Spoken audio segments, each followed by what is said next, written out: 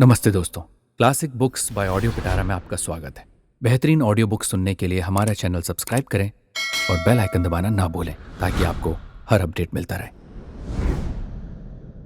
चतुर्थ अंक। प्रथम दृश्य। प्रकोष्ठ में विजया और अनंत देवी। अनंत देवी बोली, क्या कहा?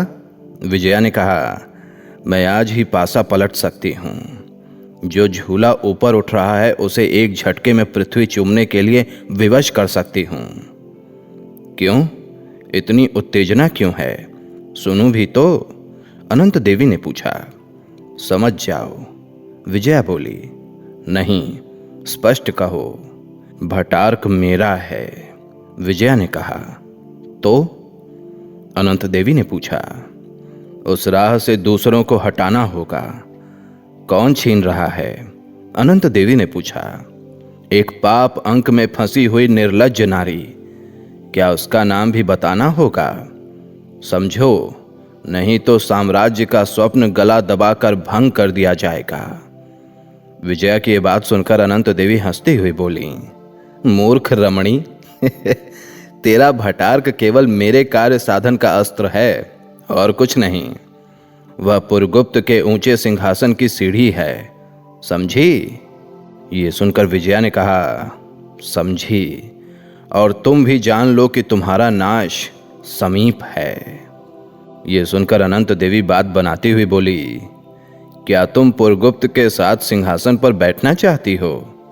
क्यों? वह भी तो कुमार गुप्त का पुत्र है। विजया ने कहा, हां, वह कुमार गुप्त का पुत्र है, परंतु वह तुम्हारे गर्भ से उत्पन्न है, तुमसे उत्पन्न हुई संतान। छी! क्या कहा?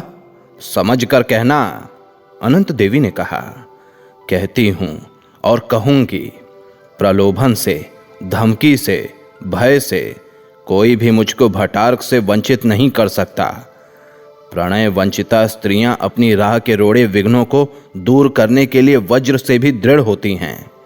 हृदय को भी छीन लेने वाली स्त्री के प्रति ऋतु सर्वस्वा रमणी पहाड़ी नदियों से भयानक, ज्वालामुखी के विस्फोट से विभत्स और प्रलय की अनल शिखा से भी लहरदार होती है। मुझे तुम्हारा सिंहासन नहीं चाहिए। मुझे क्षुद्र पुरगुप्त के विलास जर्जर मन और यौवन में जीर्ण शरीर का अवलंबन वांछनीय नहीं। कह देती हूं, नहीं तो तुम्हारी समस्त कुमंत्रणा को एक फूंक में उड़ा दूंगी। अनंत देवी ने यह सुनकर कहा, क्या? इतना साहस? तुच्छ स्त्री, तू जानती है कि किसके साथ बात कर रही है? मैं वही हूं जो अश्वमेघ पराक्रम कुमार गुप्त से बालों को सुगंधित करने के लिए गंधचूर्ण मंगवाती थी, जिसकी एक तीखी कोर से गुप्त साम्राज्य डांवाडोल हो रहा है। उसे तुम एक सामान्य स्त्री, जा ले अपने भटार को।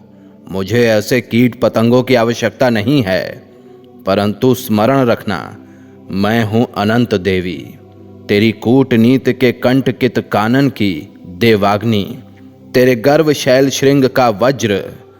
मैं वह आग लगाऊंगी जो प्रलय के समुद्र में भी ना बुझे। ये कहती हुई अनंत देवी वहां से चली जाती है। विजया कहती है, मैं कहीं की न रही। इधर भयानक पिशाचों की लीला भूमि, उधर गंभीर समुद्र।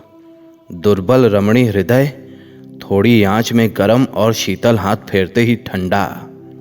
क्रोध से अपने आत्मीय जनों पर विष उगल देना, जिनको क्षमा की आवश्यकता है, जिन्हें स्नेह के पुरस्कार की वांछा है, उनकी भूल पर कठोर तिरस्कार, जो पराए हैं उनके साथ दौड़ती हुई सहानुभूति। यह मन का विष, यह बदलने वाले हृदय की क्षुद्रता है। ओह, जब हम अनजान लोगों की भूल और दुखों पर क्षमा या सहानुभूति प्रकट करते हैं तो भूल जाते हैं कि यहां मेरा स्वार्थ नहीं है। क्षमा और उदारता वही सच्ची है जहां स्वार्थ की भी बलि हो। अपना अतुल धन और हृदय दूसरों के हाथ देकर चलूं कहां, किधर? उन्मुक्त भाव से ये कहते हुए विजया वहां से प्रस्थान करना चाहती है। तभी पदच्युत नायक का प्रवेश होता है। नायक कहता है, शांत हो, विजया बोली, कौन है? एक सैनिक, नायक ने कहा। दूर हो, मुझे सैनिकों से घृणा है। नायक ने कहा, क्यों सुंदरी? विजया बोली, क्रूर, केवल अपने झूठे मान के लिए, बनावटी बड़प्पन के लिए, अपना दंभ दिखलाने के लिए एक अनियंत्रित हृदय का लोहों से खेल विडंबना है। किसकी रक्षा, किस दीन की सहायता के लिए तुम्हारे अस्त्र हैं? नायक बोला, साम्राज्य की रक्षा के लिए। झूठ, तुम सबको जंगली हिस्न पशु होकर जन्म लेना था। डाकू, थोड़े से ठोकरों के लिए अमूल्य मानव जीवन का नाश करने वाले भयानक भेड़िए। ये सुनकर नायक स्वागत ही कहता है, पागल हो गई है क्या? विजया बोली, स्नेहमयी देवसेना की शंका से तिरस्कार किया, मिलते हुए स्वर्ग को घमंड से तुच्छ समझा, देवतुल्य स्कंदगुप्त से विद्रोह किया। किस लिए? केवल अपना रूप, धन, यौवन दूसरे को दान करके उन्हें नीचा दिखाने के लिए। स्वार्थपूर्ण मनुष्यों की प्रताड़ना में पड़कर खो दिया इस लोक का सुख, उस लोक की शांति। ओह, शांत हो, नायक ने कहा। शांति कहां? अपनों को दंड देने के लिए मैं स्वयं उनसे अलग हुई, उन्हें दिखाने के लिए कि मैं भी कुछ हूं। अपनी भूल थी, उसे अभिमान से उनके सिर दोष के रूप में मढ़ रखा था। उन पर झूठा अभियोग लगाकर नीच हृदय को नित्य उत्तेजित कर रही थी। अब उसका फल मिला। नायक ने कहा, रमणी, भूला हुआ लौट आता है, खोया हुआ मिल जाता है, परंतु जो जानबूझकर भूल भुलैया तोड़ने के अभिमान से उसमें घुसता है, वह उसी चक्रव्यूह में स्वयं मरता है, दूसरों को भी मारता है। शांति का, कल्याण का मार्ग उन्मुक्त है। द्रोह को छोड़ दो, स्वार्थ को विस्मृत करो, सब तुम्हारा है। विजया सिसकती हुई तभी बोली, मैं अनाथ हूं, निसहाय हूं। नायक बनावटी रूप उतारते हुए कहता है, मैं शर्वनाग हूं, सम्राट का अनुचर हूं, मगध की परिस्थिति देखकर अपने विषय अंतर्वेद को लौट रहा हूं। क्या? अंतर्वेद के विषयपति शर्वनाग? विजया ने पूछा। हां, परंतु देश पर एक भीषण आतंक है। भटार की पिशाच लीला सफल होना चाहती है।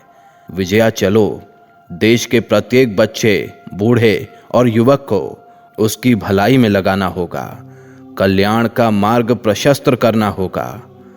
आओ, यदि हम राज सिंहासन न प्रस्तुत कर सकें तो हमें अधीन न होना चाहिए।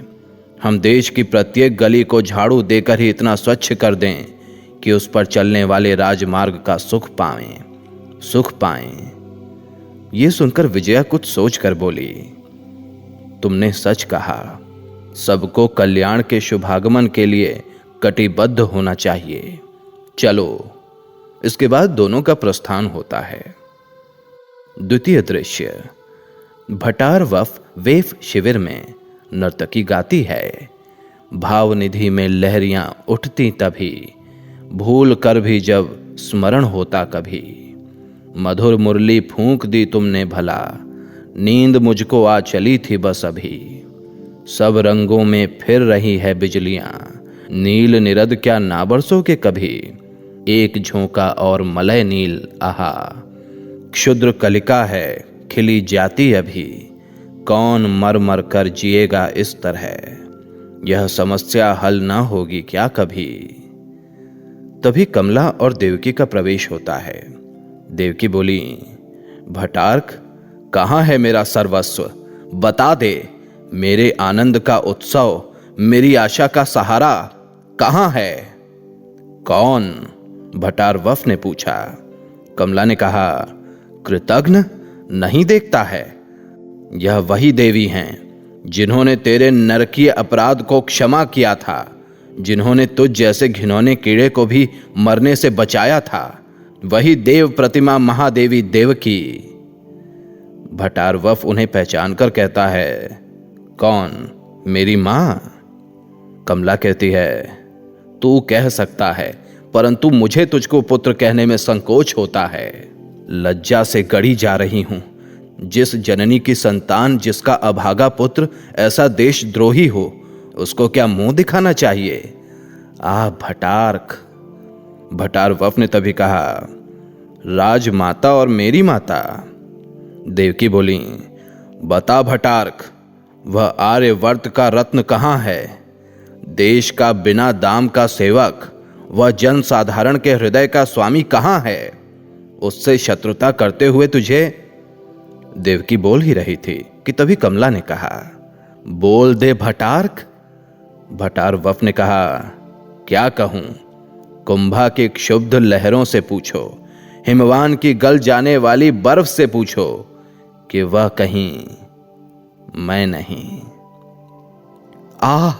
गया मेरा स्कंद, मेरा प्राण, देवकी गिरती हुई बोली, जिसके बाद उसकी मृत्यु हो गई।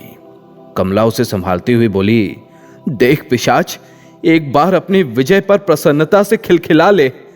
नीच पुण्य प्रतिभा को, स्त्रियों की गरिमा को धूल में लौटता हुआ देखकर एक बार हृदय खोलकर हंस ले। देवी। भटार वफ भयभीत होकर देखता है और कहता है, क्या? कमला बोली, इस यंत्रणा और प्रताड़ना से भरे हुए संसार को पिशाच भूमि को छोड़कर अक्षय लोक को गई और तू जीता रहा, सुखी घरों में आग लगाने, हाहाकार मचाने और देश को अनाथ बनाकर उसकी दुर्दशा कराने के लिए नरक के कीड़े तू जीता रहा। भटार वफ ने कहा, मां, अधिक ना कहो। साम्राज्य के विरुद्ध कोई अपराध करने का मेरा उद्देश्य नहीं था। केवल पुरगुप्त को सिंहासन पर बिठाने की प्रतिज्ञा से प्रेरित होकर मैंने यह किया। स्कंदगुप्त ना सही, पुरगुप्त सम्राट होगा। अरे मूर्ख, अपनी तुच्छ बुद्धि को सत्य मानकर उसके दर्प में भूलकर मनुष्य कितना बड़ा अपराध कर सकता है। पामर, तू सम्राटों का नियामक बन गया। मैंने भूल की, सूतिका गृह में ही तेरा गला घोंटकर क्यों न मार डाला। आत्महत्या के अतिरिक्त अब कोई प्रायश्चित नहीं। भटार वफ ने कहा, मां, क्षमा करो, आज से मैंने शस्त्र त्याग किया। मैं इस संघर्ष से अलग हूं। अब अपनी दुर्बुद्धि से तुम्हें कष्ट ना पहुंचाऊंगा। यह कहकर उसने तलवार डाल दिया। कमला बोली, तूने विलंब किया भटार्क। महादेवी, एक दिन जिसके नाम पर गुप्त साम्राज्य नतमस्तक होता था, आज उसकी अंत्येष्टि क्रिया के लिए कोई उपाय नहीं। दुर्देव। भटारवफ ने तभी ताली बजाई, जिसके बाद सैनिक आते हैं। भटारवफ कहता है, महादेवी की अंत्येष्टि क्रिया राज सम्मान से होनी चाहिए। चलो, शीघ्रता करो। इसके बाद देवकी के शव को एक ऊंचे स्थान पर दोनों मिलकर रखते हैं। कमला कहती है, भटार्क, इस पुण्य चरण के स्पर्श से संभव है तेरे पाप छूट जाएं। तृतीय दृश्य, कश्मीर वेफ न्यायाधिकरण में मातृगुप्त एक स्त्री और दंडनायक। मातृगुप्त ने कहा, नंदी ग्राम के दंडनायक देवनंद, यह क्या है? देवनंद ने कहा, कुमारा मात्य की जय हो। बहुत परिश्रम करने पर भी मैं इस रमणी के अपहत धन का पता न लगा सका। इसमें मेरा अपराध अधिक नहीं। मातृगुप्त बोला, फिर किसका है? तुम गुप्त साम्राज्य का विधान भूल गए? प्रजा की रक्षा के लिए कर लिया जाता है। यदि तुम उसकी रक्षा ना कर सके तो वह अर्थ तुम्हारी भ्रुति से काटकर इस रमणी को मिलेगा। देवनंद बोला, परंतु वह इतना अधिक है कि मेरे जीवन भर की भृति से भी उसका भरना असंभव है। तब राजकोष उसे देगा और तुम उसका फल भोगोगे। मातृगुप्त ने कहा, परंतु मैं पहले ही निवेदन कर चुका हूं, इसमें मेरा अपराध अधिक नहीं है। यह श्रीनगर की सबसे अधिक समृद्धशालिनी वैश्या है। यह अपने अंतरंग लोगों का परिचय भी नहीं बताती। फिर मैं कैसे पता लगाऊं? गुप्तचर भी थक गए। देवनंद ने कहा, हाँ, इसका नाम मैं भूल गया। मालिनी। क्या? मालिनी? यह कहकर वो कुछ सोचने लगा। फिर मातृगुप्त ने आगे कहा, अच्छा, जाओ कोषाध्यक्ष को भेज दो। इसके बाद देवनंद का प्रस्थान होता है। मातृगुप्त कहता है, मालिनी, अवगुंठन हटाओ, सिर ऊंचा करो, मैं अपना भ्रम निवारण करना चाहता हूं। यह सुनकर अवगुंठन हटाकर मालिनी मातृगुप्त की ओर देखती है। मातृगुप्त चकित होकर उसको देखता हुआ कहता है, तुम कौन हो मालिनी? छलना? नहीं नहीं, भ्रम है। नहीं मातृगुप्त, मैं ही हूं। अवगुंठन केवल इसीलिए था कि मैं तुम्हें मुख नहीं दिखला सकती थी। मातृगुप्त, मैं वही हूं। मालिनी ने कहा, तुम नहीं मेरी मालिनी, मेरे हृदय की आराध्य देवता वैश्या? असंभव। परंतु नहीं, वही है मुख। यद्यपि विलास ने उस पर अपनी मलिन छाया डाल दी है, उस पर अपने अभिशाप की छाप लगा दी है, पर तुम वही हो। हा दुर्दैव। दुर्दैव? मालिनी ने कहा, मैं आज तक तुम्हें पूजता था, तुम्हारी पवित्र स्मृति को कंगाल की निधि की भांति छिपाए रहा। मूर्ख मैं। आह मालिनी, मेरे शून्य भाग्याकाश के मंदिर का द्वार खोलकर तुम्ही ने उन्नीदी उषा के सदृश झांका था और मेरे भिखारी संसार पर स्वर्ण दिया था। तुम्ही ने मालिनी, तुमने सोने के लिए नंदन का अम्लान कुसुम बेच डाला। जाओ मालिनी, राजकोष से अपना धन ले लो। मालिनी मातृगुप्त के पैरों पर तभी गिरती हुई कहती है, एक बार क्षमा कर दो मातृगुप्त, मैं इतना दृढ़ नहीं हूं मालिनी कि तुम्हें इस अपराध के कारण भूल जाऊं, पर वह स्मृति दूसरे प्रकार की होगी। उसमें ज्वाला ना होगी, धुआं उठेगा और तुम्हारी मूर्ति धुंधली होकर सामने आएगी। जाओ। मातृगुप्त ने कहा, जिसके बाद मालिनी का प्रस्थान होता है और चर प्रवेश करता है। चर ने कहा, कुमारा मात्य की जय हो। क्या समाचार है? सम्राट का पता लगा? मातृगुप्त ने पूछा। नहीं, पंचनद हूणों के अधिकार में हैं और वे कश्मीर पर भी आक्रमण करना चाहते हैं, चर ने कहा। यह कहकर चर का प्रस्थान होता है। तभी मातृगुप्त कहते हैं, तो सब गया। मेरी कल्पना के सुंदर स्वप्नों का प्रभात हो रहा है। नाचती हुई निहार कणिकाओं पर तीखी किरणों के भाले। ओह, सोचा था कि देवता जाएंगे, एक बार आर्यावर्त में गौरव का सूर्य चमकेगा और पुण्य कर्मों से समस्त पाप पंख धुल जाएंगे। हिमालय से निकली हुई सप्ति सिंधु तथा गंगा यमुना की घाटियां किसी आर्य सदगृहस्थ के स्वच्छ और पवित्र आंगन सी भूखी जाति के निर्वासित प्राणियों को अन्नदान देकर संतुष्ट करेगी और आर्य जाति अपने दृढ़ सबल हाथों में शस्त्र ग्रहण करके पुण्य का पुरस्कार और पाप का तिरस्कार करती हुई अचल हिमालय की भांति सिर ऊंचा किए हुए विश्व का सदाचरण के लिए सावधान करती रहेगी। आलस्य सिंधु में शेष पर्यक शाही सुषुप्तिनाथ जागेंगे। सिंधु में हलचल होगी। रत्नाकर के रत्न राशियां आर्यवर्त की बेला भूमि पर निछावर होंगी। उद्बोधन के गीत गाए हृदय के उद्गार सुनाए जाएंगे, परंतु पासा पलट कर भी न पलटा। प्रवीर उदार हृदय स्कंदगुप्त कहाँ है? तब कश्मीर तुझसे विदा। ये कहकर मातृगुप्त का भी प्रस्थान होता है। चतुर्थ दृश्य, नगर प्रांत वेफ पथ में धातुसेन और प्रख्यात कीर्ति। प्रख्यात कीर्ति बोला, प्रिय वयस्य, आज तुम्हें आए इतने दिन हुए। क्या सिंघल का राज्य भारत पर्यटन के सामने तुच्छ प्रतीत होता है? धातुसेन ने कहा, भारत समग्र विश्व का है और संपूर्ण वसुंधरा इसके प्रेम पाश में आबद्ध है। अनादिकाल से ज्ञान की, मानवता की ज्योति यह विकीर्ण कर रहा है। वसुंधरा का हृदय भारत किस मूर्ख को प्यारा नहीं है? तुम देखते नहीं कि विश्व का सबसे ऊंचा श्रृंग इसके सिरहाने और सबसे गंभीर तथा विशाल समुद्र इसके चरणों के नीचे है। एक से एक सुंदर दृश्य प्रकृति ने अपने इस घर में चित्रित कर रखा है।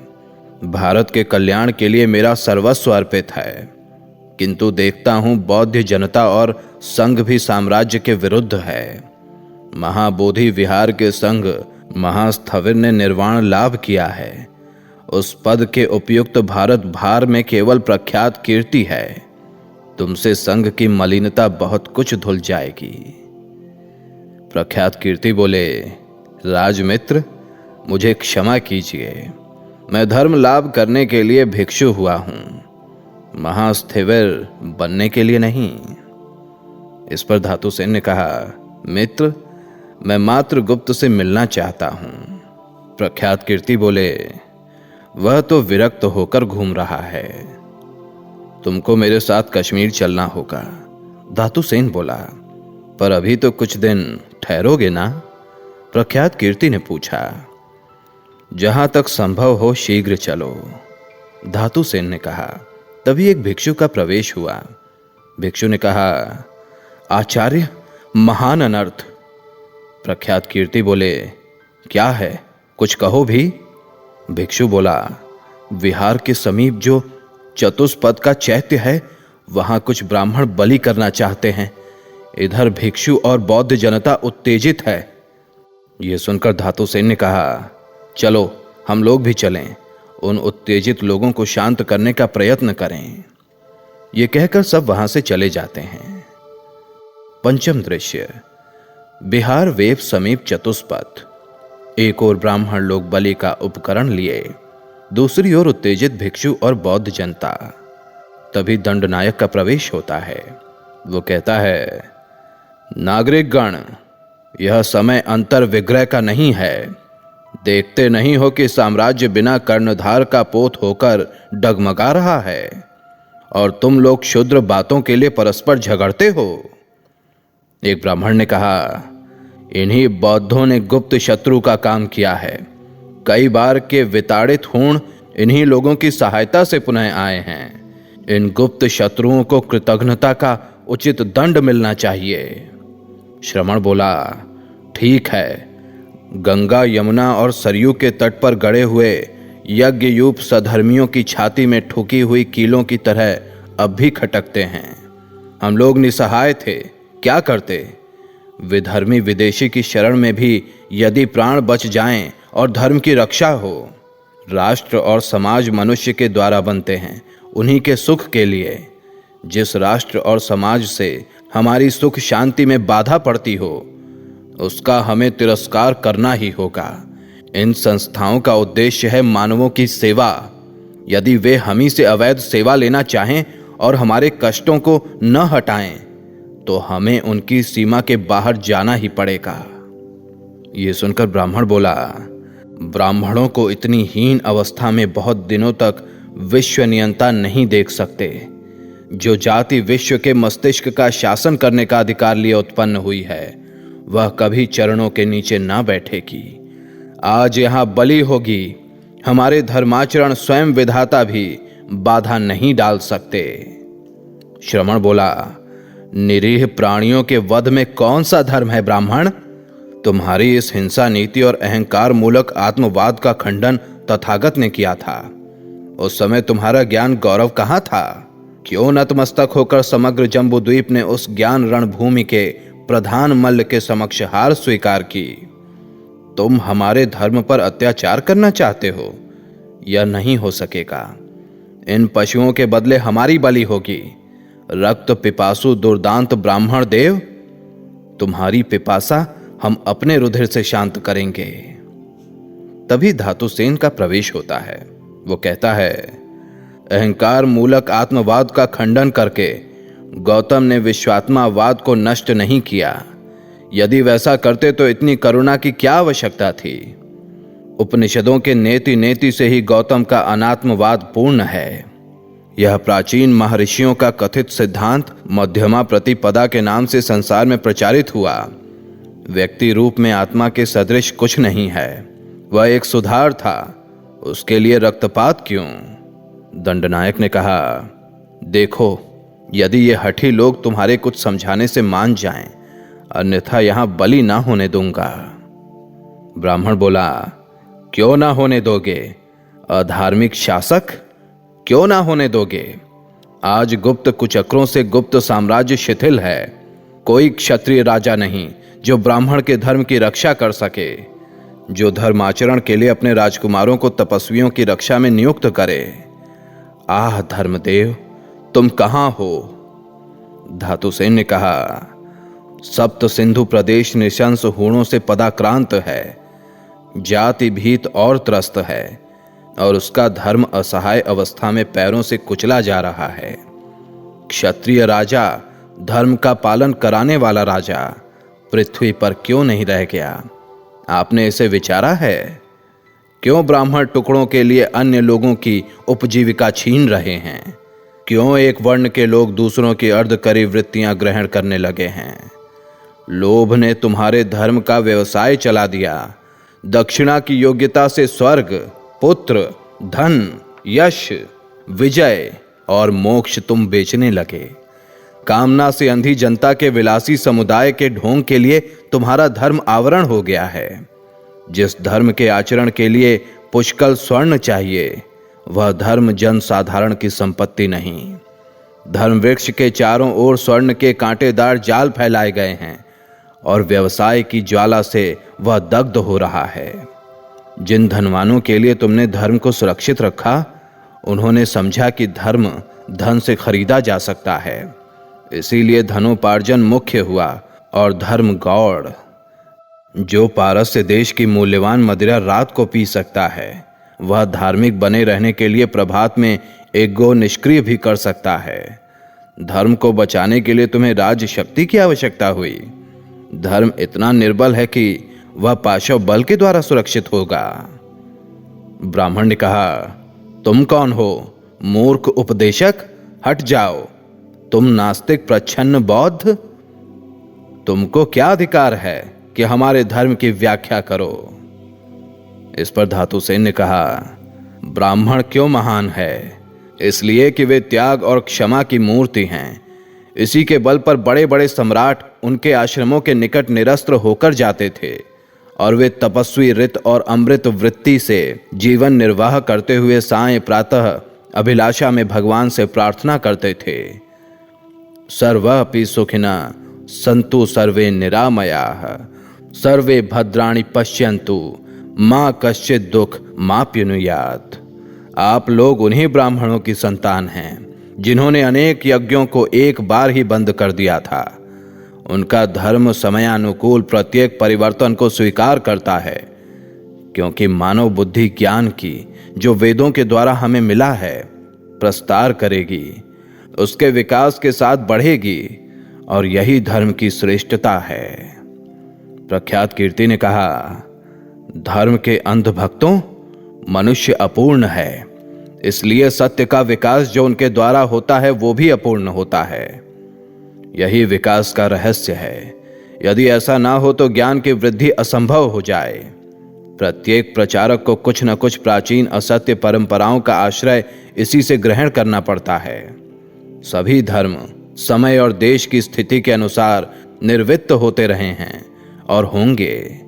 हम लोगों की हठ धर्मिता से उन आगंतुक क्रमिक पूर्णता प्राप्त करने वाले ज्ञानों से मुंह न फेरना चाहिए। हम लोग एक ही मूल धर्म की दो शाखाएं हैं। आओ हम दोनों के विचार के फूलों से दुख दग्ध मानवों का कठोर पथ कोमल करें। इस पर बहुत से लोगों ने एक साथ कहा, ठीक तो है ये, हम लोग व्यर्थ आपस में ही झगड़ते हैं और आताताइयों को देखकर घर में घुस जाते हैं। हूणों के सामने तलवारें लेकर इसी तरह क्यों नहीं अड़ जाते? दंडनायक ने कहा, यही तो बात है नागरिक। तभी प्रख्यात कीर्ति बोले, मैं इस विहार का आचार्य हूं और मेरी सम्मति धार्मिक झगड़ों में बौद्धों को माननी चाहिए। मैं जानता हूं कि भगवान ने प्राणी मात्र को बराबर बनाया है और जीव रक्षा इसीलिए धर्म है, किंतु जब तुम लोग स्वयं इसके लिए युद्ध करोगे तो हत्या की संख्या बढ़ेगी ही।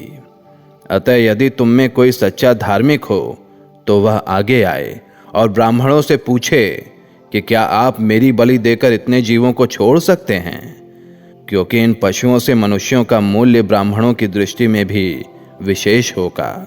आइए, कौन आता है? किसे बोधिसत्व होने की इच्छा है? ये सुनकर बौद्धों में से कोई नहीं हिलता। तभी प्रख्यात कीर्ति हंसकर कहते हैं, यही आपका धर्मोन्माद था।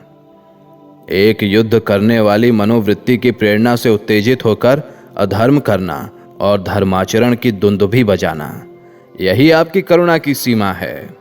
जाइए, घर लौट जाइए। ये कहकर उन्होंने ब्राह्मण की ओर देखा और उससे कहा, आओ रक्त पिपासु धार्मिक, लो मेरा उपहार देकर अपने देवता को संतुष्ट करो। ये कहकर वो सिर झुका लेता है। तभी ब्राह्मण तलवार फेंक कर कहता है, धन्य हो महाश्रमण, मैं नहीं जानता था कि तुम्हारे ऐसे धार्मिक भी इसी संघ में हैं। मैं बलि नहीं करूंगा। इसके बाद जनता में जय जयकार होती है और सब धीरे धीरे वहां से चले जाते हैं। षष्ठ दृश्य, पथ में विजया और मातृगुप्त। विजया ने कहा, नहीं कविवर, ऐसा नहीं है। कौन, विजया? मातृगुप्त ने पूछा।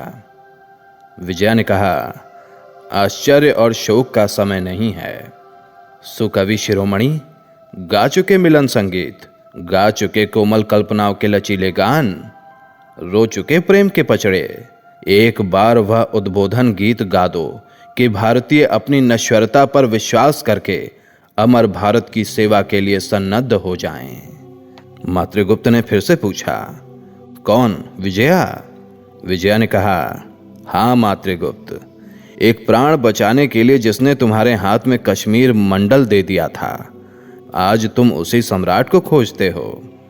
एक नहीं, ऐसे सहस्त्र स्कंदगुप्त, ऐसे सहस्त्रों देवतुल्य उदार युवक इस जन्मभूमि पर उत्सर्ग हो जाएं।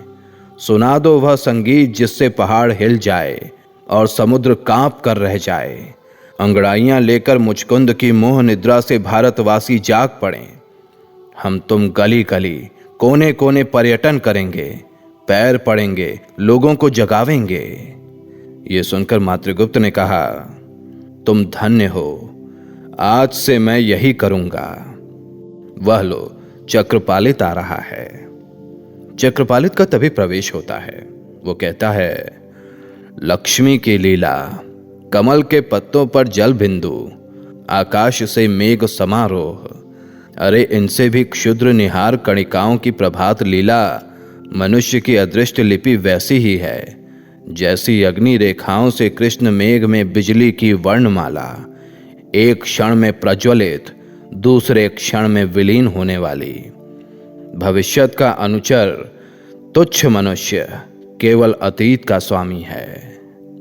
बंधु चक्रपालित, मातृगुप्त ने कहा। चक्रपालित ने कहा, कौन, मातृगुप्त? भीमवर्मा तभी सहसा प्रवेश करके कहता है, कहां है मेरा भाई, मेरे हृदय का बल, भुजाओं का तेज, वसुंधरा का श्रृंगार, वीरता का वर्णीय बंधु, मालव मुकुट आर्य बंधु वर्मा। प्रख्यात कीर्ति और श्रवण का भी तभी प्रवेश होता है। प्रख्यात कीर्ति कहते हैं, सब पागल, लूटे गए से अनाथ और आश्रयहीन यही तो हैं, यही तो हैं। आर्य राष्ट्र के कुचले हुए अंकुर, भरन साम्राज्य पोत के टूटे हुए पटरे और पतवार, ऐसे वीर हृदय, ऐसे उदार। मातृगुप्त ने कहा, तुम कौन हो? प्रख्यात कीर्ति बोला, संभवतः तुम ही मातृगुप्त हो। मातृगुप्त ये सुनकर शंका से देखते हुए बोला, क्यों? अहेरी कुत्तों के समान सूंघते हुए यहां भी, परंतु तुम तो। प्रख्यात कीर्ति ने तभी बीच में कहा, संदेह मत करो मातृगुप्त, शैशव सहचर कुमार धातुसेन की आज्ञा से मैं तुम लोगों को खोज रहा हूं। यह लो प्रमाण पत्र। प्रमाण पत्र को पढ़कर तभी मातृगुप्त बोला, धन्य सिंहल के युवराज, श्रवण कह देना मैं आज्ञा अनुसार चलूंगा और कनिष्क चैत्य के समीप भेंट होगी। प्रख्यात कीर्ति बोला, कल्याण हो। इसके बाद वो वहां से चला जाता है। विजया बोली, कहां चले हम लोग? उसी जंगल में, मातृगुप्त ने कहा, जिसके बाद सभी वहां से चले जाते हैं। सप्तम दृश्य, कमला की वुफटी में विचित्र अवस्था में स्कंदगुप्त का प्रवेश। स्कंदगुप्त बोला, बौद्धों का निर्वाण, योगियों की समाधि और पागलों की सी संपूर्ण विस्मृति मुझे एक साथ चाहिए। चेतना कहती है कि तू राजा है, और उत्तर में जैसे कोई कहता है कि तू खिलौना है, उसी खिलवाड़ी वटपत्राशाही बालक के हाथों का खिलौना है। तेरा मुकुट श्रमजीवी की टोकरी से भी तुच्छ है। करुणा सहचर, क्या जिस पर कृपा होती है उसी को दुख का अमोघ दान देते हो? नाथ, मुझे दुखों से भय नहीं, संसार के संकोचपूर्ण संकेतों की लज्जा नहीं। वैभव की जितनी कड़ियां टूटती हैं, उतना ही मनुष्य बंधनों से छूटता है और तुम्हारी ओर अग्रसर होता है। परंतु यह ठीकरा इसी सिर पर फूटने को था। आर्य साम्राज्य का नाश इन्हीं आंखों को देखना था। हृदय कांप उठता है, देशाभिमान गरजने लगता है। मेरा स्वत्व न हो, मुझे अधिकार की आवश्यकता नहीं। यह नीति और सदाचरों का महान आश्रय वृक्ष गुप्त साम्राज्य हरा भरा रहे और कोई भी उसका उपयुक्त रक्षक हो। ओ, जाने दो, गया, सब कुछ गया। मन बहलाने को कोई वस्तु नहीं रही। कर्तव्य विस्मृत, भविष्य अंधकारपूर्ण, लक्ष्यहीन दौड़ और अनंत सागर का संतरण है। बजा दो वेणु मनमोहन, बजा दो, हमारे गुप्त जीवन को जगा दो। विमल स्वातंत्र्य का बस मंत्र फूंको, हमें सब भीति बंधन से छुड़ा दो। सहारा उन उंगलियों का मिले हाँ, रसीले राग में मन को मिला दो। तुम ही सब हो, इसी की चेतना हो, इसे आनंदमय जीवन बना दो। ये कहकर प्रार्थना में वो झुकता है। तभी उन्मत्त भाव से शर्वनाग का प्रवेश होता है। शर्वनाग ने कहा, छीन लिया, गोद से छीन लिया। सोने के लोभ से मेरे लालों को शूल के मांस की तरह सेंकने लगे।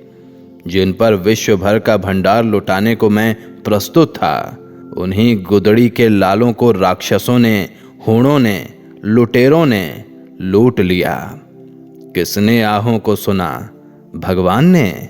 नहीं, उस निष्ठुर ने नहीं सुना। देखते हुए भी न देखा।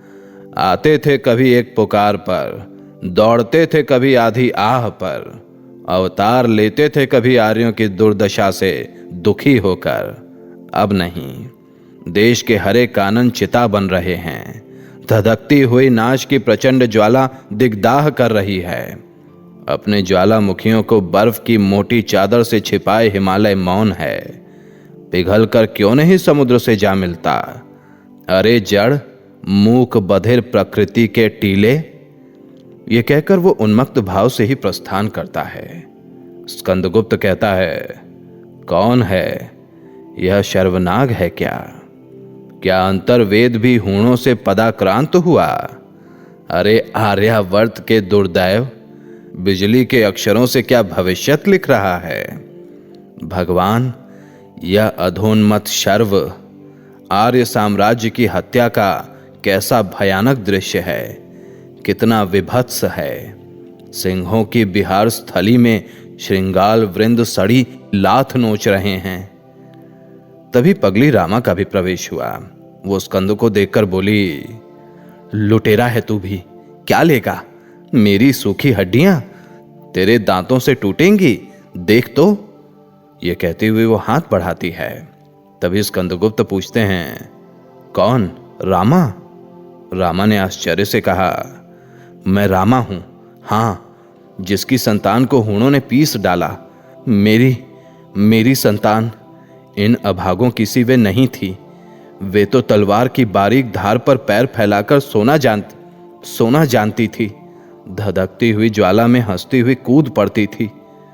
तुम लुटेरे भी नहीं, कायर भी नहीं, अकर्मण्य बातों में भुलाने वाले तुम कौन हो?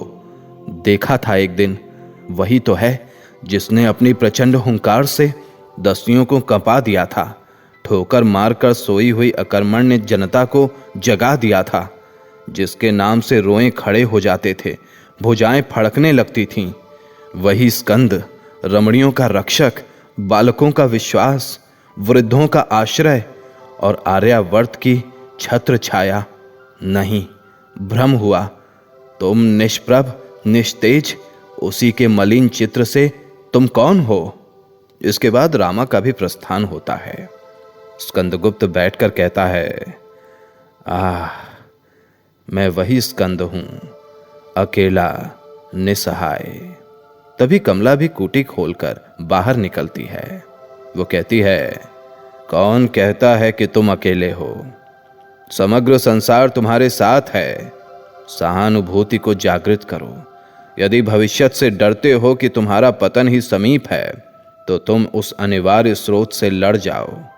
तुम्हारे प्रचंड और विश्वासपूर्ण पदाघात से विंध्य के समान कोई शैल उठ खड़ा होगा, जो उस विघ्न स्रोत को लौटा देगा। राम और कृष्ण के समान क्या तुम भी अवतार नहीं हो सकते? समझ लो, जो अपने कर्मों को ईश्वर का कर्म समझकर करता है, वही ईश्वर का अवतार है। उठो स्कंद, आसुरी वृत्तियों का नाश करो। सोने वालों को जगाओ और रोने वालों को हंसाओ। आर्यावर्त तुम्हारे साथ होगा और उस आर्य पताका के नीचे समग्र विश्व होगा। वीर, तुम कौन? भटार्क की जननी? स्कंदगुप्त ने पूछा।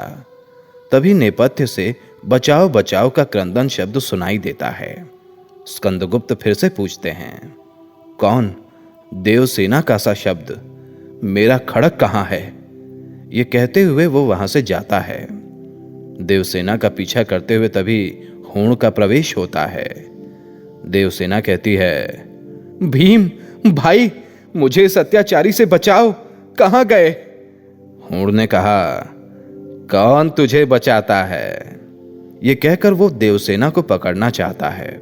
वहीं देवसेना छुरी निकालकर आत्महत्या करना चाहती है। पर्णदत्त सहसा एक ओर से तभी आकर एक हाथ से हूण की गर्दन, दूसरे हाथ से देवसेना की छुरी पकड़ता है। हूण कहता है, क्षमा हो। पर्णदत्त कहता है, अत्याचारी, जा, तुझे छोड़ देता हूं। आ बेटी, हम लोग चलें महादेवी की समाधि पर। कहां? वहीं कनिष्क के स्तूप के पास? कमला ने पूछा। हां। कौन? कमला देवी? हां, वही अभागिनी। कमला ने कहा, अच्छा, जाती हूं, फिर मिलूंगी। देवसेना ने कहा। पर्णदत्त के साथ तभी देवसेना का प्रस्थान होता है और स्कंदगुप्त का प्रवेश होता है।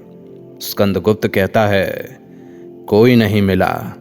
कहां से वह पुकार आई थी? मेरा हृदय व्याकुल हो उठा है। सच्चे मित्र बंधु वर्मा की धरोहर। ओह! कमला तभी बोली, वह सुरक्षित है, घबराएं नहीं। कनिष्क के स्तूप के पास आपकी माता की समाधि है, वहीं पर पहुंचा दी गई हैं। ये सुनकर स्कंदगुप्त ने कहा, मां, मेरी जननी, तू भी न रही? हां। ये कहकर वो मूर्छित हो जाता है। तभी कमला उसे कुटी में उठा ले जाती है। ऐसी ही इंटरेस्टिंग किताबें कुछ बेहतरीन आवाजों में सुनिए सिर्फ ऑडियो पिटारा पर। ऑडियो पिटारा सुनना जरूरी है। दोस्तों, आपको ये कहानी कैसी लगी हमें जरूर बताइएगा। लाइक और कमेंट कीजिए और अपने दोस्तों के साथ ये कहानी जरूर शेयर कीजिए। Thank you so much.